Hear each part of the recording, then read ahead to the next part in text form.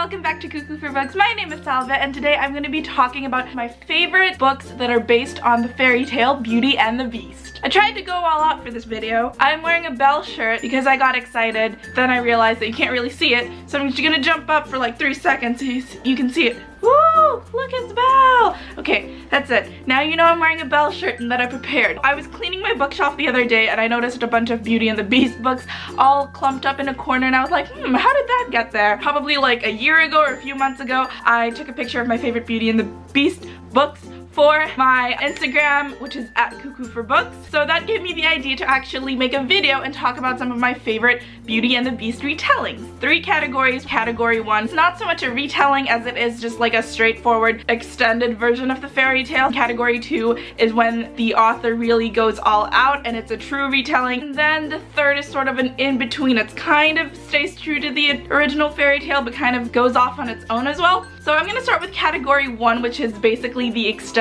version of the short fairy tale. So if you're a Beauty and the Beast purist, I would start with these 2 books. This is Beauty by Robin McKinley and this is Belle by Cameron Doki. They're pretty much exactly how the original fairy tale goes. I would say this one by Robin McKinley is the most true to the story of Beauty and the Beast. Also, it's by Robin McKinley, who is like a legend when it comes to writing fairy tales for YA. This one has a little bit more of a twist to it. There's this thing called the Heartwood. On the back it says, secretly Belle longs to find the fabled Heartwood tree. If carved by the right hands, the Heartwood will reveal the face of one's true love. What I also like about this book, and this one I cannot forget, it's been like 5 years since I've read this, but it stayed with me. They give the beast a name, which I really appreciate. They don't give the beast a name here, but I really liked the reasoning for why they don't give the beast a name here. If you're looking for a very classic take on the fairy tale, I would suggest picking these 2 up. Next category is books that completely deviated from the fairy tale. This one is Spirited by Nancy Holder, and this one is Of Beast and Beauty by Stacey J. I had no idea this was a Beauty and the Beast retelling when I read it. It was only afterwards I was doing research on the book, and then I was like, oh, it's a Beauty and the Beast retelling. That might be a bit problematic, considering it's a story of a British girl who goes to the newly colonized United States and falls in love with a Native American. Now that would be an okay story until you consider the fact that they're trying to retell Beauty and the Beast, and then you're left to wonder, wait, so who is the Beast supposed to be? It's a really good love story. It's really well written. Just forget about the fact, which is weird because this video is all about Beauty and the Beast retelling, so I'm telling you to forget the fact that it's a Beauty and the Beast retelling. It's quite saucy. I remember reading this. Maybe I was like 15 when I read this, and I was like, that's quite saucy for a teenage book. This might be my favorite Beauty and the Beast retelling. A space sci-fi futuristic Beauty and the Beast. I'm gonna read this to you, see if you find this interesting. In the domed city of Yuan, the blind princess Isra, a smooth skin, is raised to be a human sacrifice whose death will enter her city's vitality. In the desert outside Yuan, Jem, a mutant beast, fights to save his people, known as the monsters, from starvation. Oh! And what I loved about this was that you'd think, okay, the princess is Beauty, the monster guy is Beast. And when you read it, the more you realize that the author never specifies that, so it's really up to the reader's perspective and for you to decide, is there a Beast and a Beauty, or are there both Beasts and they're both Beauties in their own way? So if you want to try something else and you want to veer away from the medieval settings and castles, definitely try checking this out because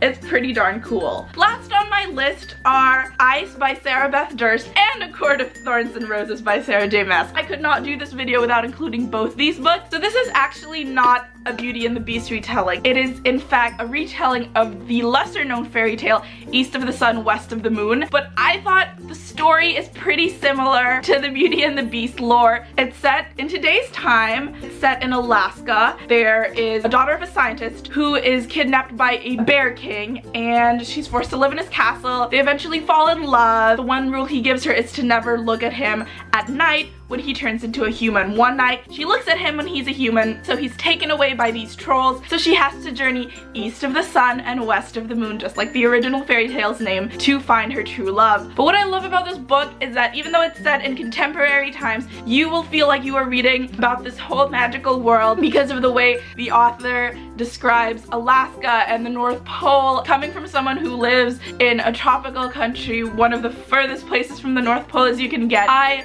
loved the magic of reading about in the Arctic. Last on my favorite Beauty and the Beast retellings would be, of course, A Court of Thorns and Roses by Sarah J. Maas. I think out of all of these books, this is the most like mainstream. Did not know this was a Beauty and the Beast retelling until after the fact. This one has Belle sisters. This one has being taken away by a mysterious magical creature, but instead of him being a beast, he's actually pretty gorgeous.